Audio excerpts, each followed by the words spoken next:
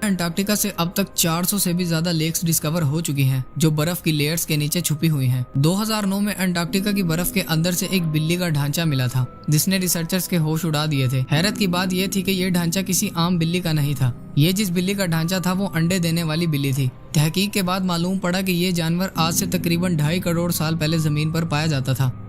1911 में अंटार्कटिका से सबसे पहला मीटियोराइट मिला था और तब से लेकर अब तक इस कॉन्टिनेंट से तकरीबन 45,000 से भी ज्यादा मीटियोराइट्स मिल चुके हैं। मीटियोराइट सख्त पत्थर के ऐसे टुकड़े होते हैं जिनका ताल्लुक हमारी जमीन से नहीं होता, बल्कि वो किसी और प्लेनेट से टूट कर आए होते हैं। रिसर्चर्स के मुताबिक इन मीटियोराइट्स में से कई तकरीबन 7 लाख साल से भी ज्यादा पुराने हैं। 2015 में अंटार्कटिका से एक छोटा मीटियोराइट डिस्कवर किया गया था। रिसर्च के बाद मालूम पड़ा कि ये मीटियोराइट कहीं और से नहीं बल्कि मार्स से टूटकर आया था, क्योंकि इसमें ऐसे बैक्टीरिया मौजूद थे जो मार्स पर पाए जाते हैं। 2014 में आर्कियोलॉजिस्ट ने अंटार्कटिका से एक ऐसी चीज डिस्कवर की जिसने सबको हैरत में डाल दिया था। आर्कियोलॉजिस्ट को रिसर्च के दौरान 3 इंसानी खोपड़ियां मिली, जो अंटार्कटिका से मिलने वाली पहली इंसानी खोपड़ियां थी। नॉर्मल खोपड़ियों के मुकाबले ये खोपड़ियां बिल्कुल अलग थी, क्योंकि इनके सर इंतहा से ज्यादा बाहर निकले हुए थे। इस तरह की खोपड़ियां साइंटिस्ट को इजिप्ट और पेरू से भी मिल चुकी हैं, जो इस बात की तरफ इशारा देती हैं कि शायद आज से हजारों साल पहले अंटार्कटिका में भी लोग रहा करते थे, जिनका कोई ना कोई ताल्लुक एंशिएंट इजिप्ट सिविलाइजेशन से भी जरूर रहा होगा।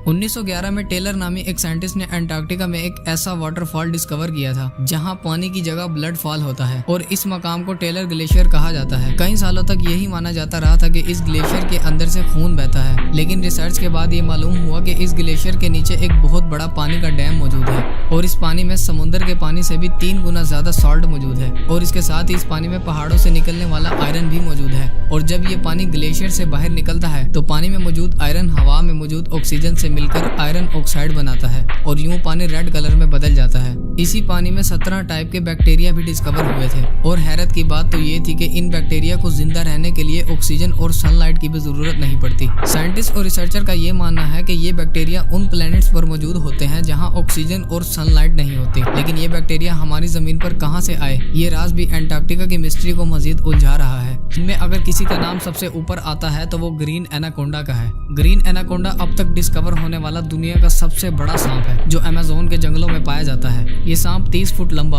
और 250 केजी वजनी होता है, जो बड़े से बड़े जानवर को भी निगल जाने की महारत रखता है। ये सांप इतने खौफनाक है जिनकी वजह से अभी तक इनकी पॉपुलेशन को भी डिस्कवर नहीं किया जा सका है।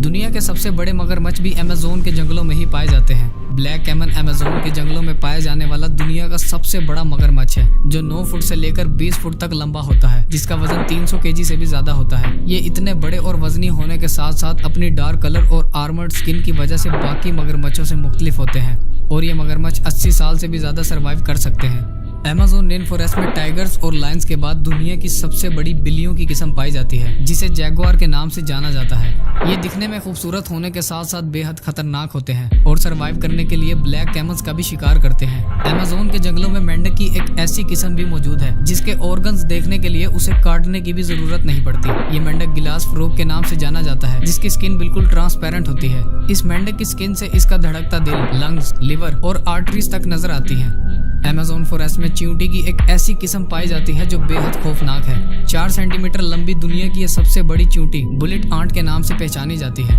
अगर ये किसी इंसान को काट ले तो इससे पैदा होने वाला दर्द उतना ही होता है जितना बुलेट लगने से होता है, इसीलिए इसे बुलेट आंट कहा जाता है। 67 लाख स्क्वायर किलोमीटर पर फैले इस जंगल से दुनिया का सबसे बड़ा दरिया गुजरता है, जिसकी लंबाई 6840 किलोमीटर है, जिसे अमेज़न रिवर कहा जाता है। पूरे रेन फॉरेस्ट से बारिश का जितना भी पानी इकट्ठा होता है वो इस रिवर से होता हुआ ओशन में जा गिरता है। अमेज़न रिवर में अजीबोगरीब किस्म की मछलियों को भी देखा गया है, जिनमें सबसे ज्यादा फेमस ये पिंक डॉल्फिन है। 9 फुट लंबी होने के साथ साथ ये डॉल्फिन 200 केजी तक वजनी होती है, जो दूसरी डॉल्फिन के मुकाबले ज्यादा तेज होती है। पिंक डॉल्फिन वाहिद डॉल्फिन हैं जो इंसानों पर भी अटैक करती है। इसके अलावा अमेज़न रिवर में मछली की एक ऐसी किस्म भी मौजूद है जिसे इलेक्ट्रिक ईल कहा जाता है। मछली की ये किस्म हमला करने के लिए इलेक्ट्रिसिटी का एक शॉक देती है, जिसे 860 वोल्ट्स तक नोटिस किया गया है। ये मछली इंसानों के साथ साथ अपने से बड़े मगरमच्छों को भी एक ही झटके में शिकस्त दे सकती है।